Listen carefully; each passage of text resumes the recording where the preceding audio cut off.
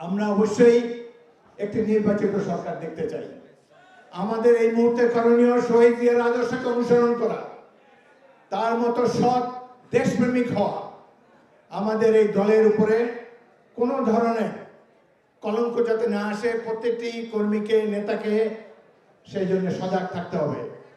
আমি আমাদের অ্যাক্টিং চেয়ারপারসনকে বলতে চাই, যত বড় নেতাই হোক, দুর্নীতির অভিযোগ পেলে তাকে সাথে সাথে বহিষ্কার করে দেবেন, whoever he may be। আমরা একজন দুজন ব্যক্তির জন্য আমাদের দেশ এবং জাতির এবং দলের ভাগ্যকে বিপর্যয়ের সামনে নিতে চাই না। জিয়ার আদর্শ সততা, তিনি একজন প্রকৃত মুক্তিযোদ্ধা ছিলেন। তার প্রমাণ হলো মৃত্যুর পর তার ব্যাংকে 1000 টাকাও ছিল না। এই বিশাল দেশে তার কোনো জমি নাই।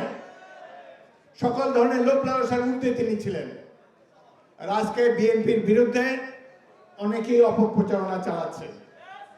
ইতিমধ্যেই আমি পরশুদিন আমার এলাকায় গিয়েছিলাম ভোলাতে। ওখানে গিয়ে দেখি আমার জিপের সামনে যারা মোটরসাইকেল চালায়, 500 মোটরসাইকেল, এবং এদের অধিকাংশ আমি চিনি না। 40 বছর রাজনীতি করি।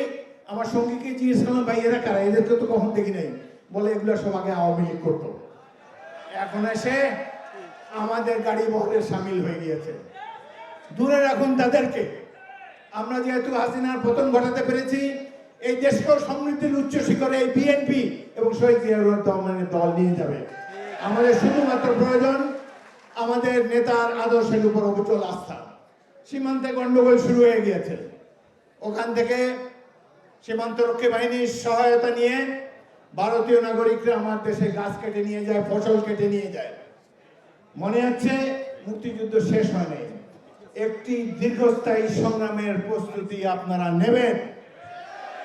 বিএনপি যদি দায়িত্ব পায়, আমরা আমাদের ছাত্রদেরকে ট্রেনিং দিয়ে যোদ্ধায় পরিণত করব। কম্পালসারি মিলিটারি ট্রেনিং দেওয়া হবে, কারণ এই দেশ থেকে স্বৈরাচার পালিয়ে গিয়ে পাশের দেশে আশ্রয় নেবে, দেশে বিশৃঙ্খলা করবে, অস্ত্র নিয়ে ঢুকে অপতৎপরতা চালাবে। তাকে আমরা বলিষ্ঠভাবে রুখে দাঁড়াবার জন্য জিয়ার সৈনিকদের প্রয়োজন। জিয়াউর রহমান দেশের এক দুঃসময়ে তিনি রাজপথে পাদক প্রদীপের আলো এসেছিলেন জনগণের জানমাল ইজ্জত রক্ষা করার জন্য। আজকে জিয়াউর রহমান নেই, তার দল বিএনপি এখনো আছে। জাতীয়তাবাদের পতাকা আমরা বহন করে চলেছি। আপনারা প্রস্তুত হন এই দেশের স্বাধীনতা সার্বভৌমত্বের জন্য। জিয়াউর রহমান যেভাবে জীবন বিপন্ন করেছেন, আমরা জীবন বিপন্ন করে হলো এই দেশের স্বাধীনতা সার্বভৌমত্বকে অক্ষুণ্ণ রাখবো ইনশাআল্লাহ। একটি ইন্টারিম সরকার ক্ষমতায় আসছে, আমরা আশা করি তারা নিরপেক্ষ থাকবেন। কিন্তু দেখা গেল যে তারা একটা কিংস পার্টি গড়ার উদ্যোগ নিয়েছেন। 21 বছরের ছেলে কিভাবে রাষ্ট্রপতি হবে, 21 বছর বয়সী কিভাবে প্রধানমন্ত্রী হবে? এই জাতীয় সংসদ নির্বাচনে অংশগ্রহণ করার জন্য এই যে বয়সসীমা কমিয়ে দেওয়া হয়েছে, একই একটি দলকে সুযোগ সুবিধা দেওয়ার জন্য করা হয়েছে। কোনো আপত্তি নাই, জনগণ যদি এদেরকে বেছে নেয়, 12 বছরের রাষ্ট্রপতিকে আমরা মেনে নেব, but he has to be elected by the people. কোনো ধরনের বৈষম্য এই সরকার যাতে না করে, আমরা তাদের কাছে আশা জানাবো। ডক্টর ইউনূস আমাদের গর্ব, সারা বিশ্বে তার ব্যাপক পরিচিতি রয়েছে। আমরা তাকে সম্মান করি, তাকে সহযোগিতা করার জন্য আমরা সবাই প্রতিজ্ঞাবদ্ধ। কিন্তু আপনি নিরপেক্ষ থাকবেন। জিয়াউর রহমানের দল অতীতের সকল সংগ্রামে, 16 বছর সংগ্রামের মাধ্যমে এই অপশক্তিকে বিদায় করেছি। এই কথাটি সবসময় মনে রাখবেন। আপনাদের প্রধান কাজ হলো একটি নির্বাচিত সরকারের কাছে দায়িত্ব হস্তান্তর করা। এই কাজে আত্মনিয়োগ করুন।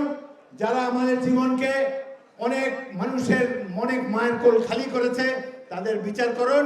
আর এই দেশের অর্থ সম্পদ যারা বিদেশে পাচার করেছে, সেটি দেশে ফিরিয়ে আনার চেষ্টা করেন। এই প্রোক্লামেশন, এই মিশন, ওই মিশন, এগুলো জনগণের কাজে লাগবে না। যদি এই তাদের চুরি করা অর্থ কিছু ফেরত আনতে পারেন, বাংলাদেশের জনগণের কাজে সেটি লাগবে।